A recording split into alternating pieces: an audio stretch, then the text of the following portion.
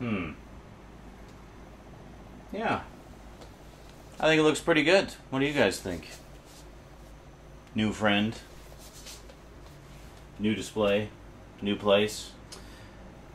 Something missing, though. Ah.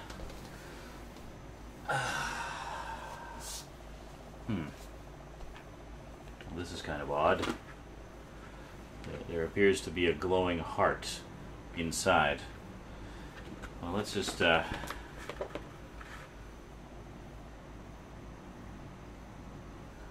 take that out, shall we?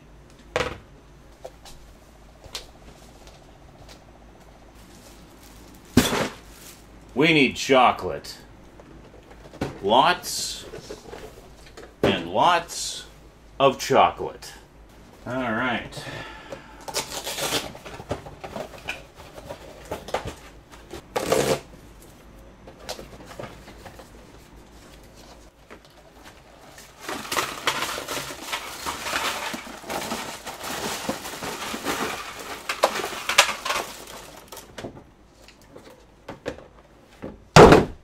Perfect.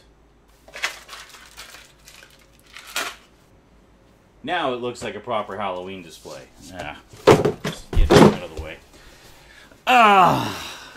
Greetings everyone and welcome to Halloween 2016 here on the Multimedia Chronicles.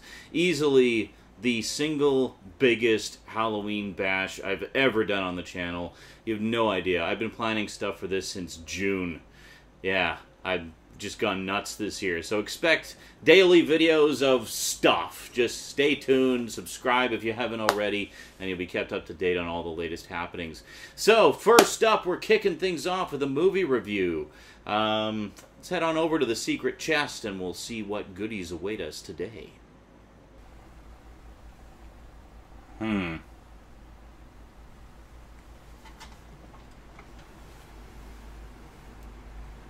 Well, that doesn't make it too obvious, does it?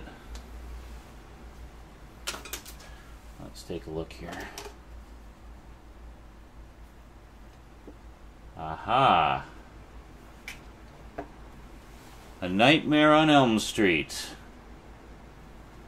1, 2, Freddy's coming for you. 3, 4, better lock your door. 5, 6, grab your crucifix. 7, 8, gonna stay up late. 9, 10, never sleep again.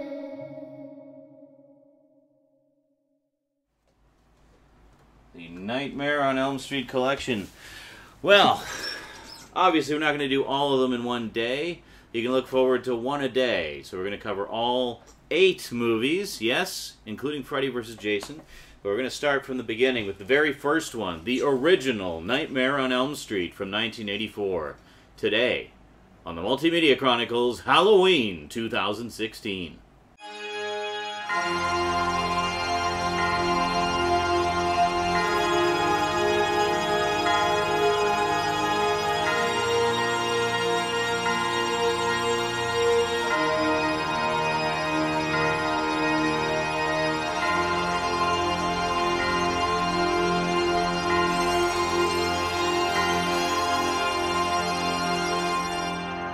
Welcome back. So, my first experience with Nightmare on Elm Street, I guess I would have been 13 at the time that the original came out. Well, specifically, I would have been 12 when it originally came out in 1984, but obviously being 12, I was a little young to go see an R-rated movie in the theater. My first introduction to it was actually seeing the trailer for it when it was showing up in the selections available on pay television at the time. My parents subscribed to pay TV, specifically for First Choice and Super Channel here in Canada back in the early 80s. And yeah, I saw a ton of movies on there. My parents would just record movies all the time and then we'd watch them. So I mentioned Nightmare on Elm Street to them, thought it looked good and scary. And actually, no, I think they just kind of recorded it themselves. Yeah, I didn't mention it to them at all. They just told me that they'd recorded it, and I was like, oh, cool, I'd seen the trailer for it. It sounded, you know, looked pretty scary. So my first experience watching it was with my parents. And I thought it was awesome. I really enjoyed it a lot. I thought it was scary as hell. I always liked the idea of dreams and nightmares and such. So the fact that they'd had a horror movie set in that world was something that was really interesting to me. Prior to that, I mean, I had seen movies like Brainstorm and Dreamscape was a pretty big one there, which all kind of dealt with similar ideas of being able to go into dreams and go into other people's dreams and just dreams in general. And I found those really fascinating. So the idea that they now had a horror movie, like a full-blown horror movie, was really appealing to me, and I really wanted to check it out. So watched it with my folks. I loved it. They hated it. Basically, in their case, it was a whole thing of Freddy being a child killer. Just didn't really sit right with them. But I mean, in interviews, Wes Craven has said that was very intentional. Was he wanted Freddy to be just the ultimate in evil, and he couldn't think of anything more evil than someone who would kill children. And well, that's certainly true. So my second experience watching the movie was with a friend of mine. My best friend at the time, who was also 13, came over for a sleepover, and I said, oh, you got to check out this Nightmare on Elm Street movie. We're going to watch this tonight. You got to see this. It's so good. So we're watching it and, being really scared. And, of course, me having seen it before, I know everything that's coming up. So I'm enjoying watching him get all scared. And what's that sound?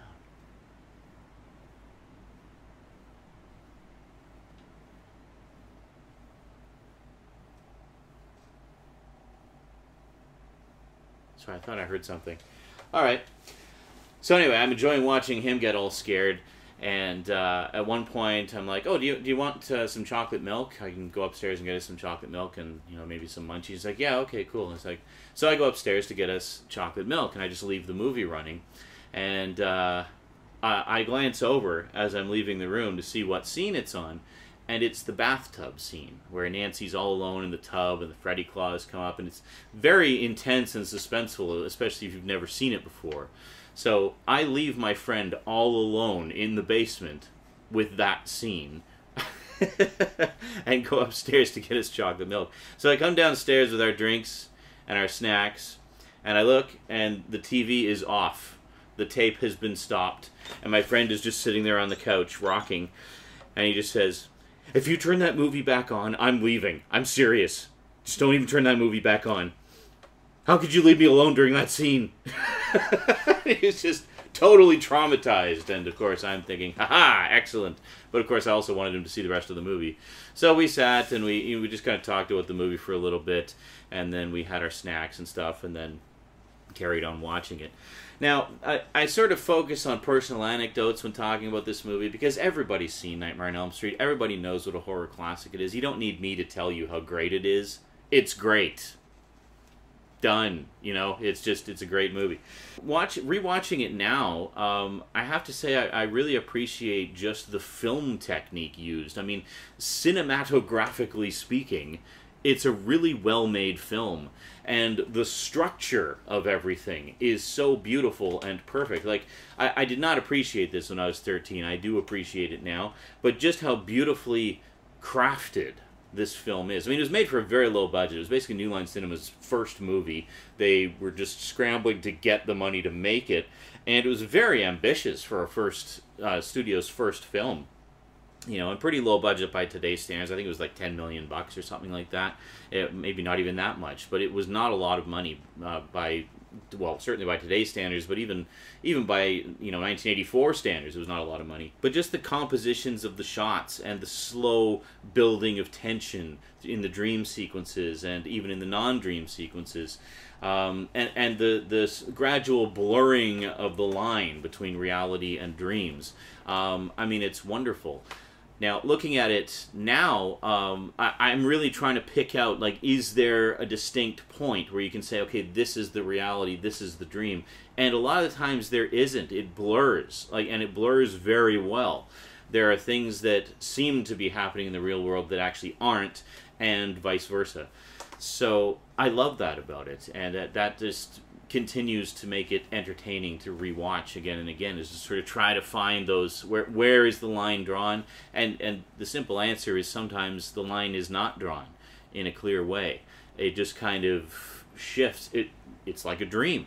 It just kind of shifts from reality to dream without really throwing it in your face that, okay, now she's asleep, now she's dreaming, there you go, really easy to follow. No, it's not like that. It's supposed to keep you disoriented and unsure of whether you're seeing reality or the dream.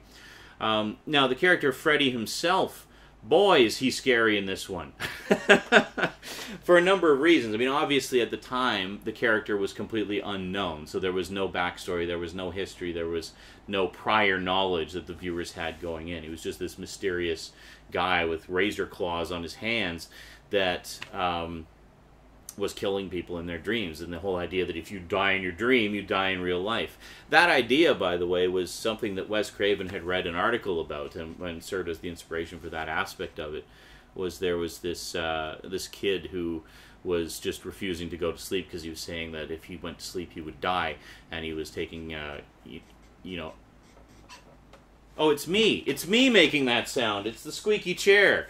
Okay, I'm freaking myself out. Excellent. And he was like hiding pots of coffee and stuff to stay awake until finally, his parents or what have you forced him to go to sleep, and he died.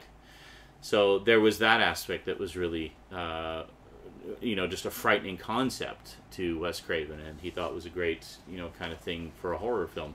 And then the other thing was something, sort of a childhood traumatic moment, where he was looking out his bedroom window one night and saw this, this homeless guy or something. He doesn't have any idea who it was, really, just some random guy walking down the street, this old man with like an overcoat and a hat, and he just kind of looked out the window, and the old man stopped and turned and looked at him, and he was like, I don't know, just a kid, like maybe 7 or 8 at the time, and he was like, ah! And then like just ducked down below his window, and then he waited below his window for like several minutes, thinking, okay, he's got to be gone by now, and he slowly peered out the window, and the guy was still there, and the guy was still looking right at him, and just went like,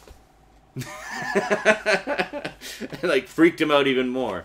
So apparently that guy, just the freak outishness obviously was a factor, but also the hat. The hat was sort of the distinguishing characteristic that Wes Craven always remembered about this guy. So that became the inspiration for Freddy's hat and why Freddy wears a hat.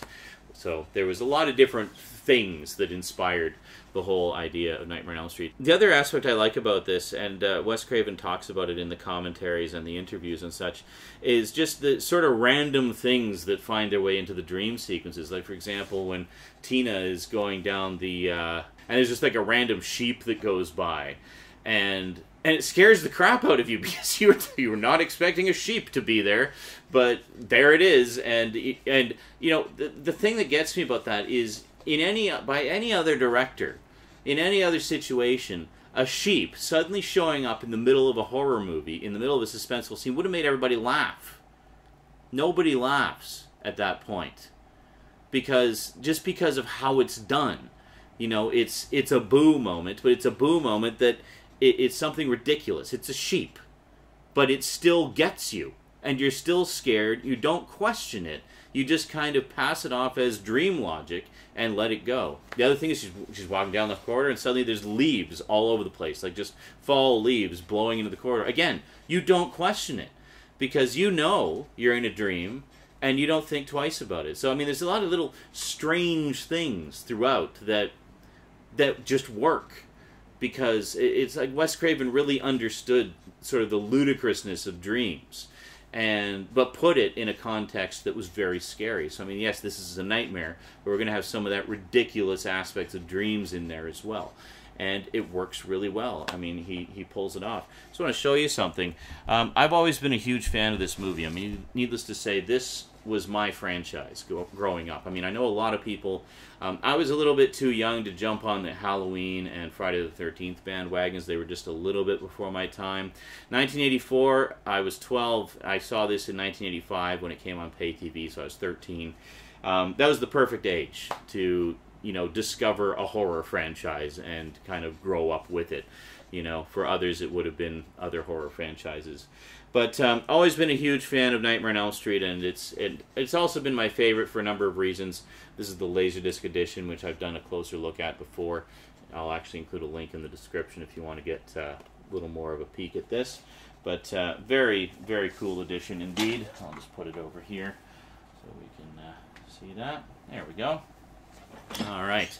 And then I also have the soundtrack on vinyl with a blood red label. Gotta love that. But I listened to this soundtrack so many times over the years. It's just fabulous. Now, something I should... so, yeah. Whoa, that's not going to... Is this just not going to stay up, like, at all?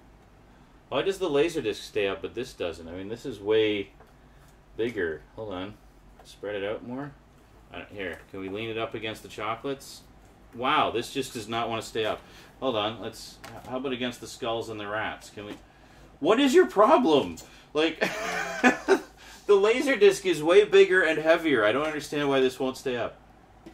Yeah, okay. Anyway, we'll just throw it in there. And there's the Blu-ray. Good enough. All right, anyway. So this was my horror franchise growing up. I know a lot of people latch on to Halloween and Friday the 13th, but here's the big difference between this and those, and why I think this is in a lot of ways a superior franchise, is, well, a couple of reasons. I mean, first off, just the character of Freddy. He can talk. He has personality. He has character. There's a lot more to him than there is to, say, Jason or Michael Myers. Because Jason and Michael Myers, they're the obligatory, you know, force of nature killers who just can't be stopped. They're basically unkillable or indestructible, and they never talk. They're just the silent killers. Whereas Freddy has a lot more personality. The other thing I like about it, again, is that aspect of dreams. I've always just found dreams and nightmares very fascinating. As a kid, I would often write stories, and my stories were often inspired by my dreams. I liked the nightmares the best, to be honest, because they made for the most exciting stories.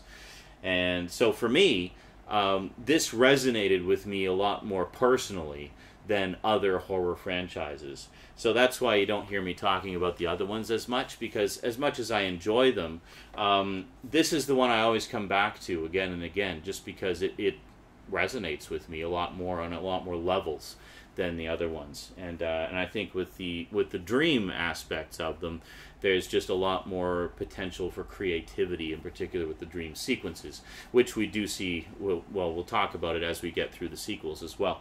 But there's just a lot more to it. So a lot of standout moments in this. Of course, the opening scene with Tina being stalked by Freddy throughout the streets. I mean, that really sets the tone. I mean, the credits are playing over this incredibly terrifying scene. And it doesn't matter that we don't know this character. This is the first time we're meeting Tina.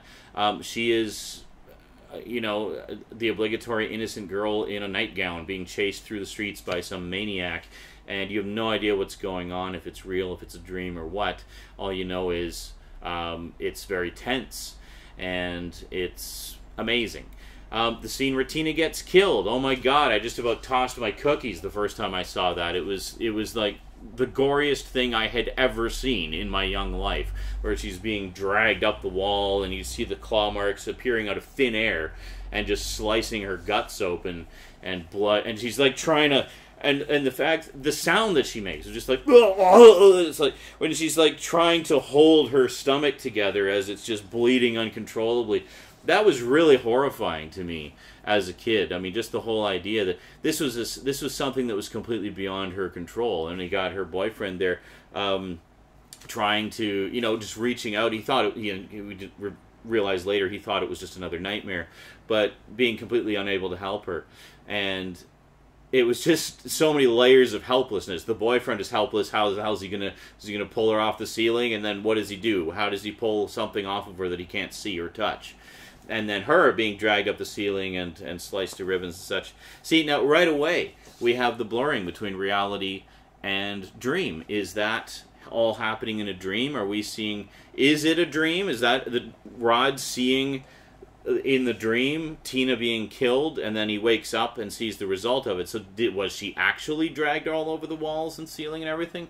Or who knows? I mean, in some of the later sequels, we do see that sometimes what Freddy is doing to the person physically in the dream affects them in the real world, sometimes ridiculously, but we'll get to that when we get to it. So it's possible that, you know, it's the dream is so powerful that it is affecting them physically, not just in terms of killing them and injuring them, but actually physically moving them around in the real world. I don't know. That's the other fun thing about this, is there's a lot of different ways you can look at it, a lot of different ways you can interpret it. I mean, everybody kind of has their own theory about it, and I'm sure a lot of you guys are going to leave stuff in the comments about your own theories, and please do. I welcome that. I mean, I'm all about that. And I don't really have a solid answer one way or the other, and I kind of flip-flop as I rewatch the movies. Like, oh, maybe this, or maybe that. You know, it's just... That's one of the things I enjoy about revisiting them so much, is there's always something new to discover, some new theory to come up with as to the dream logic, the dream versus reality logic. Another great scene, I love the scene where Nancy is following Tina, sees Tina in the body bag and is following her through the corridors of the school. It's very, very chilling. And oh my god, okay, talking about the music, oh my god, do I love the score in this. This is like one of the all-time great synthesizer scores, I think. Charles Bernstein is just frickin' amazing.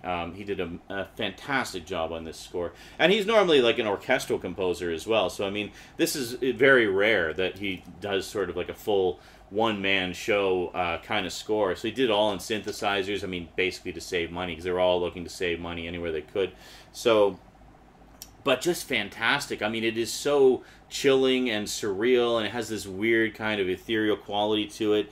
A lot of the percussion is very heartbeat-like, and there's a warning. There's a warning on the actual jacket here. Maybe it's not on the jacket. Maybe it's on the actual disc. Hold on a second.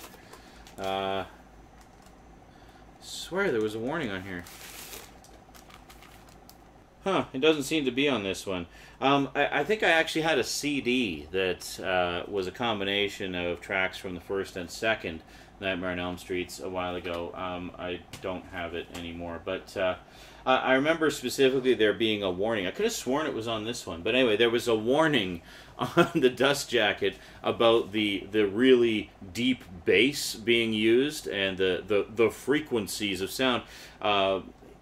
Be careful about what volume you play it at, because you might damage your sound equipment, because it was all analog synthesizers. The frequencies were very precise and extreme and could damage your sound equipment. I forget what the exact warning was. I distinctly remember there being a warning about that. I could have sworn it was on this one. It must have been on the other edition I had. Anyway, absolutely love this score. I've listened to just the music so many times over the years. It's one of my all-time favorite horror movie scores by far. And the thing that really strikes me about this, and I think what makes a lot of the classic movie scores, well, you know, you take stuff like Halloween and Friday the 13th as well, they are also similarly memorable, is they really have distinct themes. You know, they're things that you can hum, they're things that you can play. You can learn to play on the keyboard yourself. And I think that's something that's really lacking from a lot of modern horror movies. You got a few exceptions, you know, you got stuff like, well, Saw, for example, has a great theme song that, you know, is very memorable and distinct. And that's really the only sort of big recent one that sticks in my mind, to be perfectly honest. A lot of the others have wonderful scores and whatnot, but nothing that sort of sticks with you and stands out. This really stands out. I mean, this is a fantastic score and absolutely one of my all-time favorites. Some other standout moments in the movie. Well, I mean, I just love how the character of Nancy evolves over the course of it, as starting off being very innocent and virginal, but then by the end of it being very take charge and control. In fact, with her mother kind of spiraling down the well into alcoholism, by the end of the movie, Nancy is practically mothering her mother.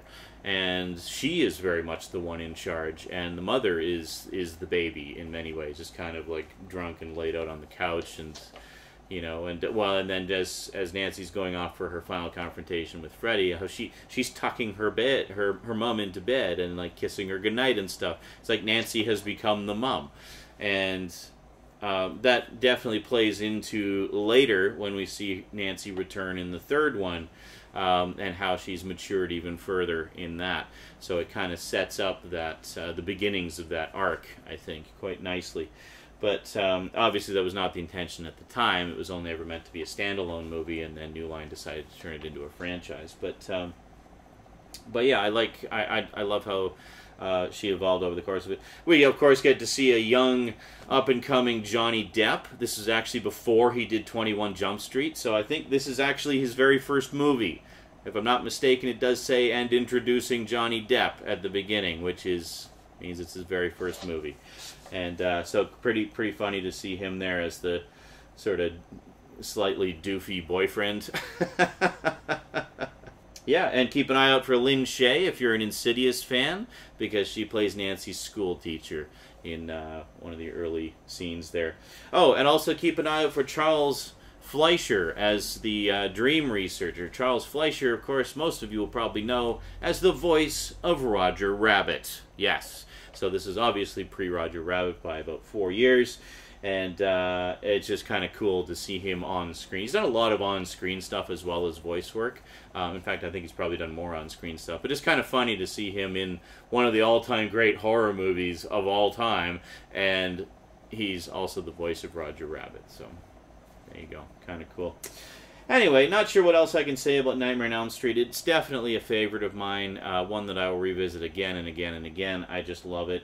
I definitely have to go with the mass opinion that the first one is the best one, and yeah, because it really is. I mean, even if it was only ever the first one, it would still stand out and be remembered, I think, as a modern horror classic. I think it's just fantastic. It's a beautiful looking film. It's a beautiful sounding film. It's got a great cast of young up-and-coming actors in it. You got John Saxon, of course, who was as Nancy's father, the police officer, who was already a very seasoned actor at the time, so it was great to see him in it to give it a little bit of a little bit of weight, as it were.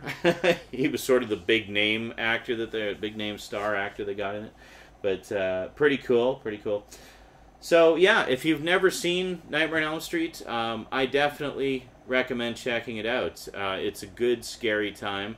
This is before Freddy became the sort of wisecracking dream killer that we know from the later movies and the TV series. This is when Freddy was still dark, mysterious, and scary as hell.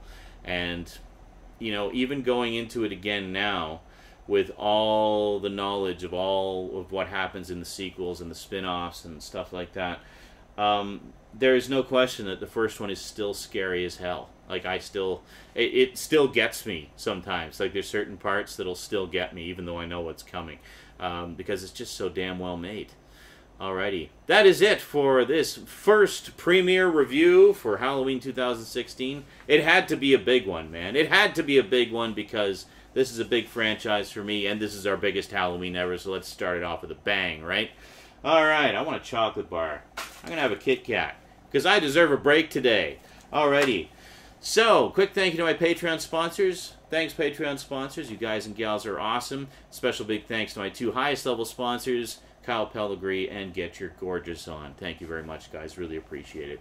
Alrighty, so we'll see you tomorrow for my review of Nightmare on Elm Street 2, Freddy's Revenge, and a few other goodies. So stay tuned. Lots of cool stuff happening on the channel this month. The party's only just begun. So until next time, thanks for watching, and sayonara.